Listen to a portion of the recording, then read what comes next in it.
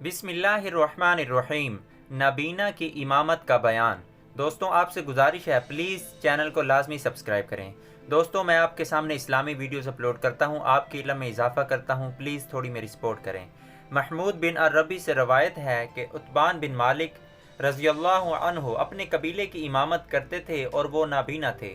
तो उन्होंने रसूल अकरम सल्लल्लाहु अलैहि वसल्लम से कहा, रात में तारीकी होती है और कभी बारिश होती है और रास्ते पानी में भर जाते हैं और मैं आँखों का अंधा आदमी हूँ, तो अल्लाह के रसूल आप मेरे घर में किसी जगह नमाज़ पढ़ दीजिए ताकि मैं उसे मुसल्ला बना लूँ।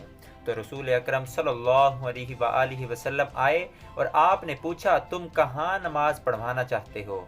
तो उन्होंने अपने घर के एक तरफ इशारा किया, तो रसूल अकरम सल्लल्लाहु अलैहि वसल्लम ने वहाँ पर नमाज अदा की। दोस्तों, इस हदीस को, इस वीडियो को आगे लाजमी शेयर करें ताकि किसी मुसलमान का भला हो सके।